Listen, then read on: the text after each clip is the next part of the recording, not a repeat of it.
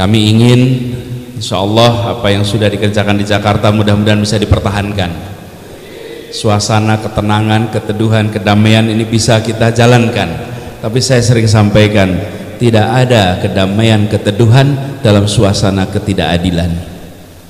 Tanpa keadilan tidak mungkin ada ketenangan dan keteduhan. Yang namanya persatuan, ketenangan, syaratnya ada keadilan. Dan itulah yang coba dibangun di tempat ini. Saya beri ilustrasi sedikit saja. Jakarta ini separuh penduduknya numpang, separuh penduduknya punya rumah.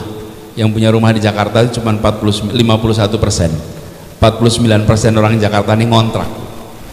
49% di Jakarta ini. Lalu yang 51% yang punya rumah ini di Jakarta ini satu-satunya tempat di Indonesia yang harga tanahnya terus-menerus naik. Terus-menerus naik. Kenapa?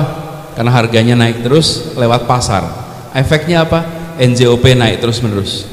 Kalau NJOP naik terus-menerus artinya pajak bumi bangunan naik terus. Kalau pajak bumi bangunan naik terus artinya apa?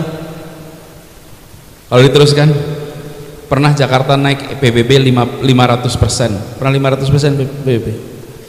Itu artinya kota ini pemerintahnya membuat yang miskin harus pindah dari dalam Jakarta.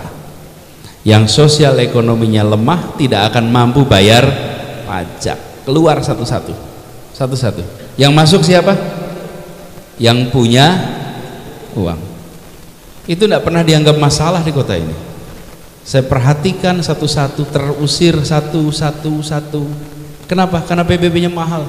Kalau PBB mahal itu dalam artian sesungguhnya, apalagi kalau dulunya orang tuanya tinggal di tempat-tempat yang dulu biasa-biasa saja, sekarang menjadi tempat yang dianggap elit, woi, tergeser. Ini kebun kacang itu dulunya biasa aja, sesudah Tamrin besar harganya di belakang luar biasa mahal, bukan? PBB-nya mahal sekali. Kalau tidak punya cukup pendapatan tidak mungkin bisa bayar pajak ke tempat itu, apalagi kalau tinggalnya di kawasan-kawasan lain. Ada beberapa orang itu bayar pajak satu tahun sampai 100 juta, 180 juta, 60 juta, 40 juta, yang angkanya angka fantastis. Jadi alhamdulillah kita ikhtiarkan perubahan itu. Kita buat peraturan baru, Beb. Hari ini alhamdulillah 85% rumah di Jakarta sekarang bebas PBB, 0. Nggak ada PBB. Yang bayar hanya tinggal 15%. Hanya 15% saja. Siapa 15%? Yang di atas puncak. Yang 85% supaya apa? Supaya kita yang kondisinya hari ini mayoritas tidak ekonominya kuat, tidak harus terusir dari tanah ini. Saya ingin titip pada semuanya, tolong ini dijagain. Kalau ini dikembalikan, dinaikkan lagi luar biasa, maka yang terjadi pengosongan kota dari mereka yang ekonominya lemah. Ini tidak pernah dibahas di sosmed, ini tidak pernah dibahas di dalam percakapan-percakapan umum, tapi satu persatu orang tergeser keluar. Tahun 2020 saja 200.000 keluarga pindah dari Jakarta. Kenapa? Karena mereka mengalami kesulitan satu persatu. Dan kita kalau jual tanah tidak merasa terusir, rasanya pengen dapat tanah yang lebih besar di luar Jakarta. Satu-satu ketika dikerjakan ribuan orang, apa yang terjadi? Penduduk kota ini berubah isinya nanti. Berubahnya bukan setahun ini, 2 tahun, 5 tahun, 10 tahun, tahu-tahu berubah isi kota ini. Kenapa? Karena PBB yang nilainya sangat tinggi. Alhamdulillah itu berhasil diikhtiarkan.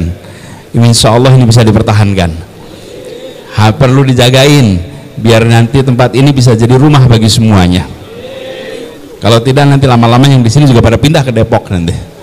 Pindah ke Tangerang, pindah satu-satu. Nah kalau pindah masing-masing, kalau pindah merasa biasa saja. Alhamdulillah di sini cuma 150 meter, pindah ke Depok bisa dapat 1000 meter. Kalikan itu 1000 orang, itu artinya ada 150 meter tanah kali 1000 yang pindah tanah kepada orang-orang yang datang dari luar. Kelihatannya kecil, tapi ini satu masalah yang kita hadapi sama-sama.